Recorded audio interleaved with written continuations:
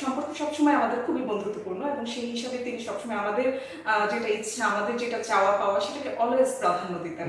তিনি আমাদের কোনো বিষয়ে নিরুৎসাহিত কখনোই করেন নাই, বরং আমাদের জীবনের প্রতিটি ক্ষেত্রে আমার বাবা, আমার মা তার খুব আমাদেরকে উৎসাহ দিতেন। তো আমি যখন বিদেশে আসবো বলে মনে স্থির করি এবং খুব তাদেরকে ডিস্টার্ব করা শুরু করি, বিদেশে থাকবো, বিদেশে যাবো, বিদেশে যাবো, কিন্তু আমার বাবা হ্যাপি ছিলেন আমি বিদেশে আসতে চাই। কিন্তু যেহেতু বাবা, তো আজকে এটা হচ্ছে 2011 সালের ঘটনা।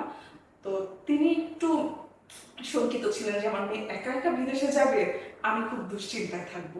কারণ আমার বাবা খুব দুশ্চিন্তা করতেন আমাদেরকে নিয়ে। আমাদের আমাদের সামাজিক প্রেক্ষাপট এরকমই ছিল যে মেয়েদেরকে কোথাও এত দূরে একা ছেড়ে দিবে, এটা আসলে তখনকার, এখন হয়তো এটা খুবই কমন, কিন্তু তখনকার সময় এটা সবাই ভাবতে পারতেন না যে মেয়েদেরকে এইভাবে মানে বিদেশে পড়তে একা পাঠিয়ে দিবেন। তো ওই সময় আমার বাবা হয়তো এটা মনে মনে ভেবেছিলেন যে আমার সাথে মানে এরকম কারো যদি তিনি দেখা পান যে সে ছেলেটা পড়াশোনা করছে, হয়তো পিএইচডি করছে বা এখানে মাস্টার্স করছে, এরকম একটা ছেলের সাথে যদি আমাকে ইন্ট্রোডিউস বা আমাকে একটা আমার সাথে একটা সম্পর্ক, বৈবাহিক সম্পর্ক করিয়ে দিতে পারেন, তা আমি যদি সেভাবে বিদেশে এসে পড়াশোনা করি, তাহলে এটা আমার বাবার জন্য অনেক বেশি রিল্যাক্সিং হবে। তো তখনই হয়েছে